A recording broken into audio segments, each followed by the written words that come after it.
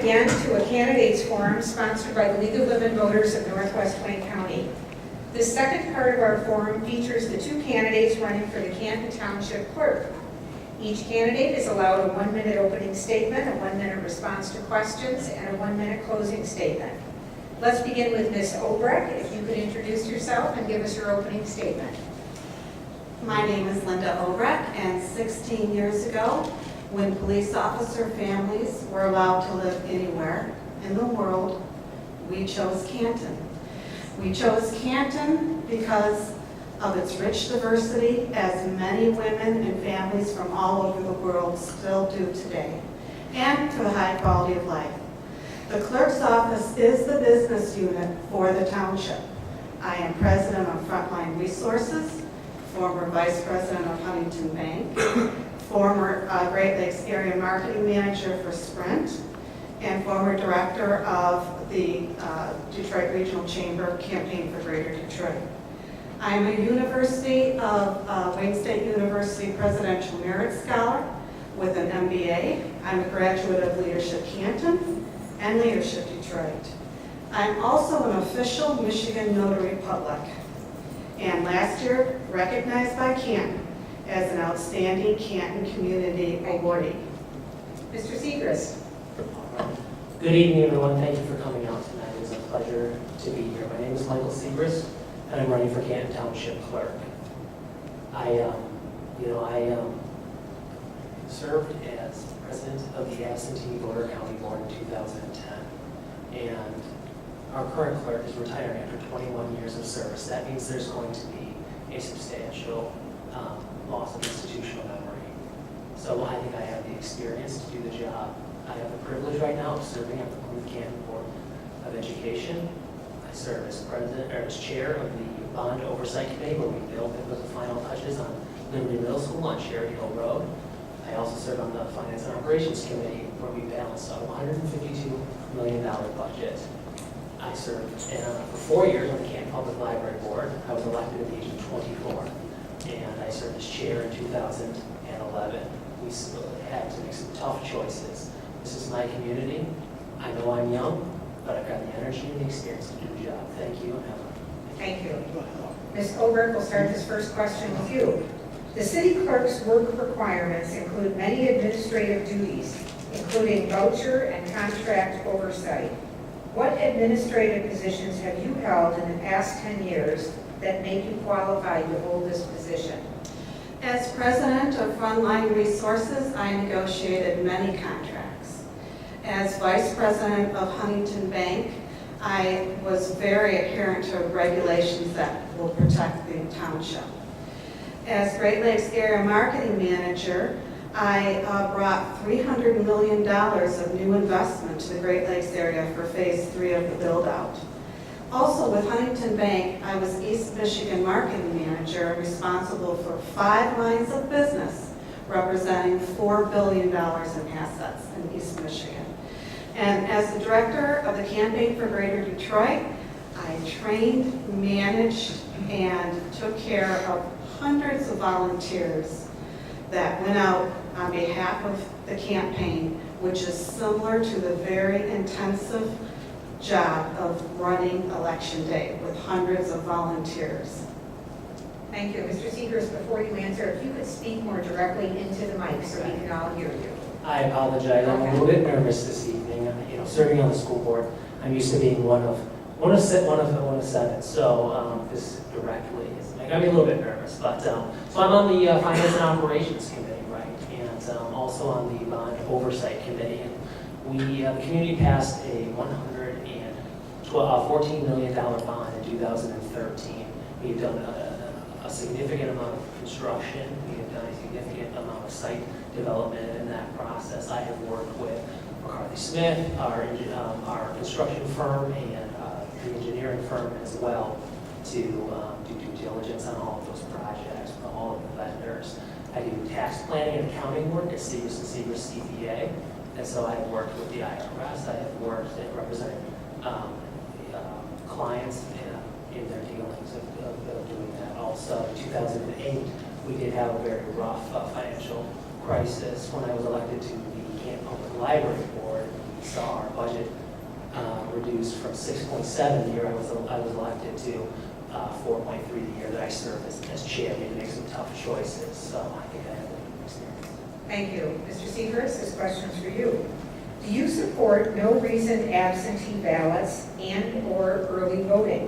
Why or why not? Yes, I do, because I believe that we need to remove as many barriers to voting as possible. Now, that can make it a little bit more difficult on us. It can make the job a little bit harder, but I do think that we deserve it to people to eliminate as many barriers as possible. You know, we are the guardians of democracy, and what we do matters, and I really do feel like we can make it easier for people to vote. Ms. Obrecht. What is most important is the integrity of the process and engaging voters, getting voters to vote. There are people in the country that have already voted. They've already voted for November, and we haven't had a chance yet. So yes, anything that makes it easier for voters while maintaining the integrity of the process, I will absolutely support. Thank you. Start with you for this next one.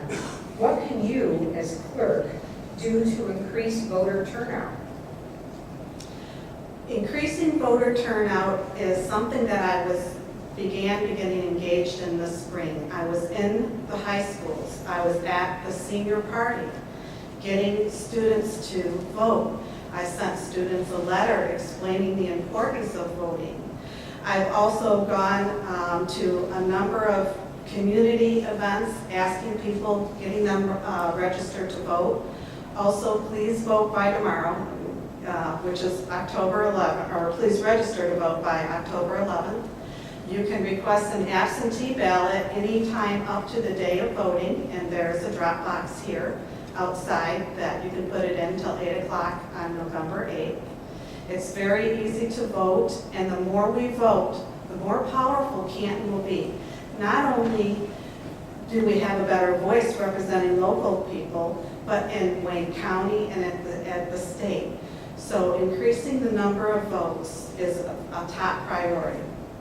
Thank you. Mr. Seegers. All right, thank you. You know, I was disappointed to see in the primary that I think only 15% of the voting population chose to show up, and that's unfortunate because it is. I mean, we communicate our values and we communicate, you know, our intentions at the ballot box. And you know, when I served as chair of the absentee voter counting board, we counted I think about 13,000 ballots in 2 elections.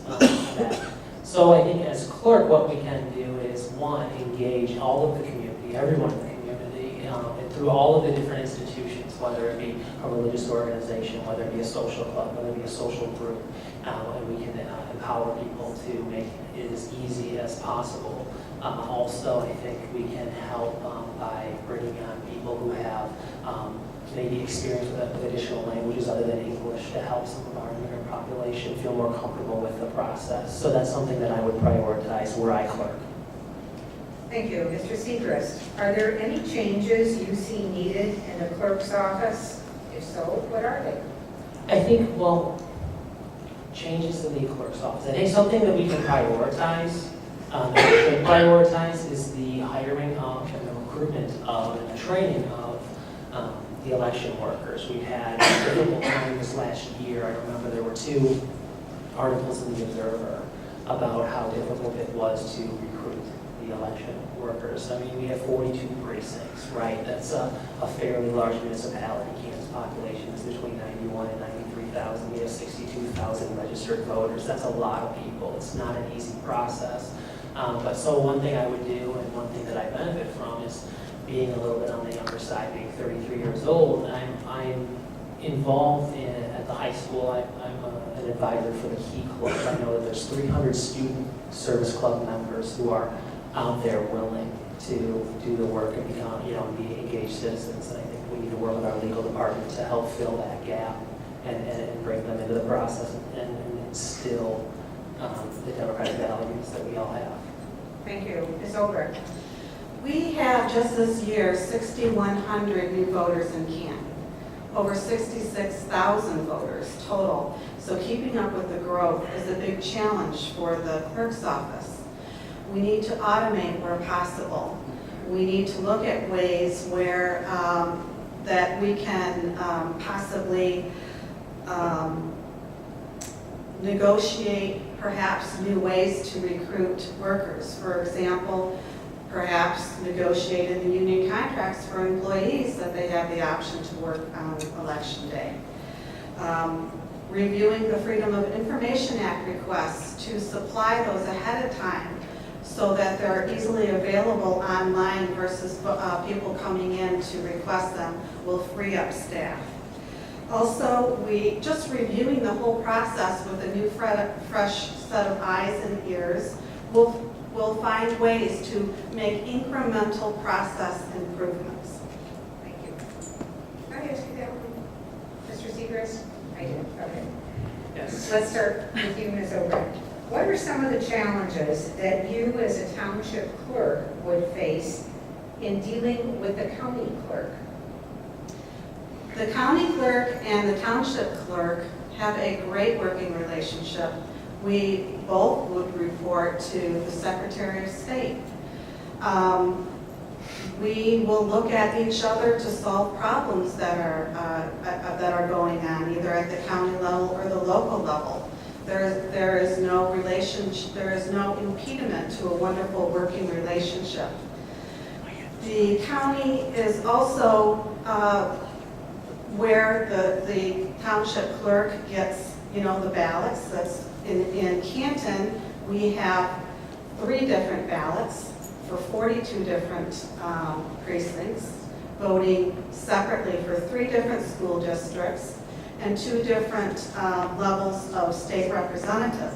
So it's very important that the local clerk continue its great working relationship with the county. Thank you. Mr. Segrist? All right, can you repeat the question? I Sure. apologize. What are some of the challenges that you as a township clerk would face in working with the county clerk? All right. So Michigan is one of 4 states. One of 4 states that has a decompartmentalized approach to the elections process. So yes, when it originates with the Secretary of State, as my opponent said, and then it goes through to the county, right? So we're the administrators of the elections, but we're going to have to send in all of those ballots to the county. So the challenges arise. I know, for example, there was an issue with some of the new school board candidates, right? Some information didn't make it all the way from one of the township clerks, it wasn't ours, but to the county. And so the diligence of following up on the nominating petition, following up on the signatures for the absentee ballots, following up with the county to make sure. I've known Bill Flowers in the elections division, and I know Kathy here personally, and I have a good working relationship with them. And I would look forward to developing the best system that we can possibly have, because they truly are partners in making sure that everybody has the ability. Thank you. This will be our last question, I'm afraid. Mr. Segrist, if organizations that register voters would receive the authority as a clerk's assistant, the newly registered voters would be allowed to vote absentee the first time they voted. This is especially helpful for high school seniors going off to college. Would you support this practice? Yes, I would. Is that a yes or no question, or do I have a minute to respond? You have a minute. Yeah. Look, I will be quite honest, and I'm just going to talk about philosophy here for a second. There have been a number of measures over the last couple of decades to make it a little bit harder to vote. And there are people who have a vested interest in doing that because they don't like the results of certain elections. And I can tell you that no matter what your voice is, no matter what your vote is or who you vote for, we need to remove as many barriers as possible. And so anything that would eliminate this, I think, somewhat nonsensical rule about not being able to vote absentee the first time, especially for an 18-year-old who just registered to vote and now is away at college, that's a solution to a problem. And I think I know what that problem is, and that's unfortunate. So I will most definitely support that. Thank you. Ms. Obrecht. So I definitely support the Canton Clerk's Office with an outreach program where the integrity of the process continues and new voters are verified. And who that person is a person who is well-trained, who's committed to the Canton Clerk's office, who is known in the community and the clerk's office as being somebody with extremely high integrity. Because that's all we have, is the integrity of the voting process. That's how we ensure people who are getting elected are getting elected. So yes, branching out those type of outreach programs I am definitely in favor of and already participated in the schools, where all 3 schools, we went out and got new registrations, and we were at the senior party, and we had a wonderful turnout in the primary just of new registered voters. Thank you. We'll start our closing statement with Mr. Seacrest. 1 minute. All right. Thank you all for coming out today. I really appreciate it. You know, it has been an honor. It has been an honor to serve in so many different capacities in our community, because I do believe that democracy is not a spectator sport. I will tell you that it was an honor to serve as a past president of the Absentee Voter County Board. It was an honor to serve with over 2 dozen election workers and counting 13,000 ballots in all 42 precincts for 2 separate elections. I learned a lot in that process. I worked with our current clerk, who appointed me because I was a member of the opposition party. We wanted to make sure that we had a system of integrity. That is a policy that I would continue going forward, because what we do, and we both said it a couple of times today, we both said it a couple of times tonight, but like, when people feel, or people know that there is integrity in the process and that it is fair, then they know that their voice is heard, and they can feel good about the entire political system that runs our country. Thank you, Mr. Seacrest. Ms. Obrecht, your closing statement.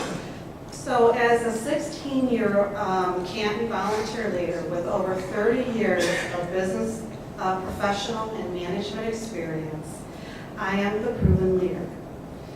My commitment to high integrity has already been gained through the vital roles I have already played to get the trust from the community in Canton organizations. I'm the only candidate accountable for sharing the responsibility of paying property taxes and water bills. And I'm the only candidate qualified to work elections according to state of Michigan requirements. By the way, there's never been a president of the Canton County Absentee County Board. As a Leadership Canton graduate, I understand in depth all Canton departments. I'm committed to the Plymouth Canton Community Schools, volunteered for many, and raised tens of thousands of dollars. Thank you very much. We'd like to thank the candidates who participated in tonight's forum for the Canton Township Clerk. We ask the audience again to remain seated while we bring up the treasurer candidates. Thank you.